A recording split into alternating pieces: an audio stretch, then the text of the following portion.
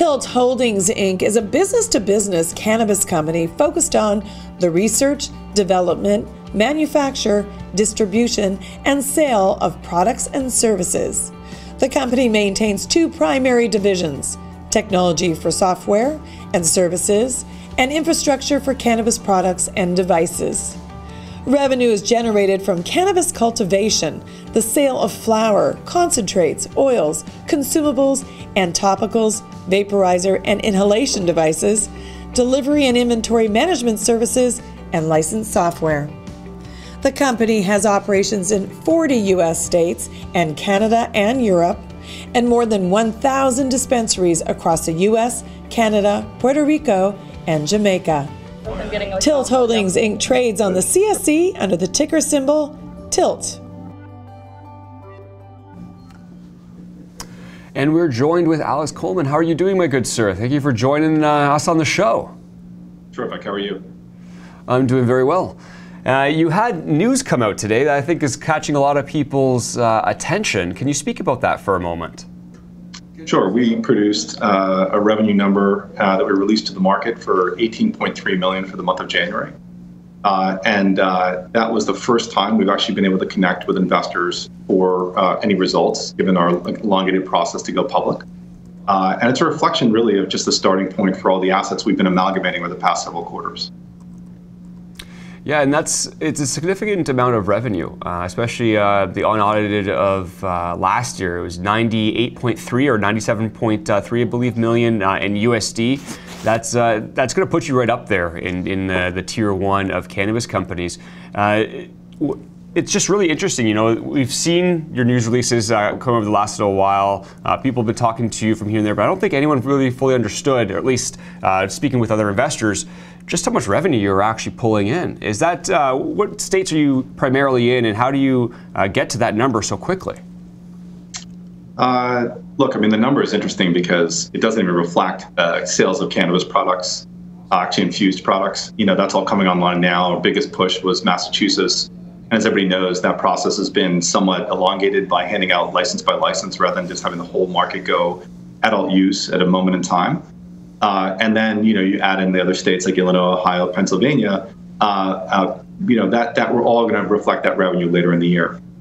So for us, you know, we've been talking to the street, but obviously until you produce the results, I think you're better off keeping your head down and building a business and show what you're doing by actually producing real revenue and real profits. And even the margins there were interesting because, you know, we're only now fully integrating all of those assets to cover each category. You know, if you think about it, we bought the largest CRM SaaS platform with over 1 out of 3 dispensaries use that already to connect with their consumers, bought the largest delivery distribution company, white label, with a 95% market share in Nevada and a very big market share in California, and then bought the largest inhalation vaporizer company. And what's interesting is what we've been telling the street, you know, we use all of our fixed assets to actually produce contract manufacturing for third parties. So our universe and our product offering for the B2B market is now unrivaled in terms of how comprehensive it is. Yeah, and I like how you say that as well. That's what we're really looking for is are companies that are actually building the infrastructure of their company opposed to building the news releases for their stock. It's really become apparent with a lot of cannabis companies, doesn't matter if you're in the United States or if you're in Canada. There really are a lot of people who have been saying all these amazing things over the last 2 or 3 years, and now fast forward 2 or 3 years, and a lot of them are not making those milestones. They're not adding on the revenue like they had said they are. And it's nice to see certain companies coming onto the stage and actually having a viable business, because that's what people are looking for now. They're looking for numbers. There's still a little bit of room for speculation, I think. It's still a new market. It's still growing exponentially. But it is a time right now where a lot of people are saying, show me the money, show me the numbers. Can you actually grow this to scale? And at almost 100 million USD last year, it sounds like that's exactly what you were able to do with your company. Yeah, it's funny you say that. Look, the industry is extremely fragmented. I read a report once that said 86% of every thing is independent. You know, the entire market was self-financed. I mean, you wouldn't see a market like that anywhere that would have that kind of disintermediation. And when we got into the market, we just thought about how to aggregate the largest pieces of the market.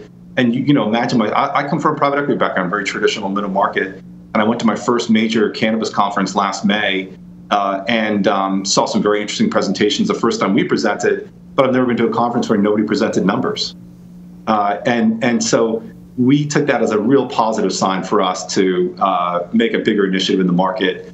And build something very sort of with more sustainability than just thinking about attaching a cultivation facility to a store and hoping we can just stay ahead of the consumer, who eventually just doesn't want to go to stores anymore.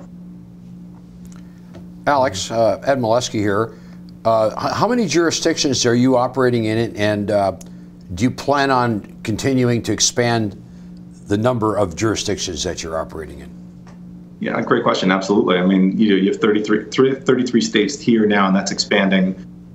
We have Canadian operations, and we've just signed some joint ventures into Macedonia. I think the big next, obviously the United States market will be the biggest in terms of annualized revenue, but Europe is not far behind. The European Parliament just passed some type of initiative to recommend the adoption of cannabis laws on a country-by-country basis. It'll look very different than the U.S. I think it'll be mostly subsidized and for healthcare at the outset. But we have access to. There are 13,000 pharmacies in Germany on a case-by-case basis. They're becoming registered to sell cannabis products, and through Macedonian, a bonded agent, we can get there. So I don't know if that answers your question, but there's just so much opportunity. It's a massive expansion effort. And the biggest difference is too, we're not bound by state barriers in intrastate commerce. We can sell pens, we can sell software and services across every state line without being restricted in terms of how we analyze our fixed assets. And just a short follow-up question: how much cash are you sitting on? You were focused on this the last time. After all the acquisitions, we have just over $40 million U.S. cash in the bank right now. Okay. But we'll forever be fundraising. I mean, it's such a great ROI opportunity for us across every state. Mm-hmm. Thank you. Yeah, and the states especially, this has been probably the hottest topic of the beginning of this year. Obviously, it was being talked about for years in the states, but really I was starting to find a lot more investors who were really saying, wait a second, why haven't I been paying attention to some of these U.S. players, and especially the ones who are across multi-states, because it's amazing how quickly the market is growing in all these states. It's amazing how many states are going to recreational or going to medical or going to both. For your what you'd like to do in 2019, you'd said that you had multiple angles that you are operating under. Is there a main focus, if you had one, that you said this is going to be our bread and butter, this is what's going to make our company, or do you still stick with we offer many different types of offerings with the pens and flower, whatever it be, or is there that one? That's interesting. Look, I think you need to specialize. There's no question that you can't be too broad an effort, and I think that we see that a lot in the market right now. Our starting point is very B2B focused, and using our scientists and our engineers and our product developers to make better product that allow the businesses that are our customers engage with their customers better. And I think that's our sole mission right now. And it's everything in terms of the genetics of the company, how we think about product development, what helps our customers operate more efficiently and connect with their consumers more effectively. Yeah, well said. Yeah, you've got to always be able to get a lot of different people, because there are a lot of different segments that are going to come out of this cannabis sector, but also have those few that you really focus on as well. Looking at your actual company, we're not so much the cash side of things, but going over to a market cap side of things. From your point of view, when you look at the revenue that you're stating that you've had in January, what you're expecting to have in 2019, and you look at your market cap sitting at around $300 million Canadian, do you find that is a massive advantage for you guys, or do you feel that you're undervalued compared to some of these other players who are out there in the billions who, quite frankly, aren't doing the same revenue as you've just stated? Yeah, I mean, it's substantially undervalued. I think I'm allowed to say that. But by the way, just for clarification, we have about 350 million shares outstanding, so our market cap is about $1 billion Canadian. Okay. But if you look at our peer group, they tend to trade around 20 times forward revenue. We're obviously, even if you just extrapolated the $18.3 million we reported, it's still way below market, and that's not even reflective of our internal budget. So we're no question we're undervalued on no matter how you measure it. We went through a different process to go public. On December 6th, we started trading. We actually did a merger. And so unlike an RTO where you can control that 3% block that has kind of the same basis, we have more like a 14 to 15% float out there of shareholders that were part of our Canadian LP before we got here. So for us, it's going to take a little longer to work through the market. Not that worried about it. You know, the only thing it does for us is slow down our M&A a little bit. But quite honestly, as we go through these integration processes internally right now with the assets we bought, we're becoming much smarter in terms of how we think about future add-ons. And so it really hasn't delayed much in terms of our execution. I appreciate the correction there by Quote Stream. You pay a lot of money for these things, and apparently it's lying to you. Look at the number of shares. It wasn't recording there, but I appreciate you for correcting that. Thank you. Sure. Yeah, we've had that problem. You know, the Canadian process is a little difficult to manage. There's a lot of moving pieces, but we're getting there. We get our QXQB listing in about a week as well, and that'll allow U.S. shareholders who want to buy and sell stock to get into it. Right now, we got left with a derivative from the merger. This doesn't even connect it to our Canadian listing. So there's a lot of stuff where we've only been public for 75 days, and there's a lot that we're doing to correct that. Absolutely. Well, I appreciate very much for you coming on the show and letting us know a little bit more about your company, but specifically speaking about that really great revenue that you'll be able to have this last little while. The last question is actually from one of our guests, so we'll ask it live. William Lay is actually asking you, do you have one of the 9 stores in Massachusetts, which I believe you said that's where you're one of the places you're based out of, but just to ask their question straight from our chat room, we always want to make sure they're involved. Do you have one of those 9 stores?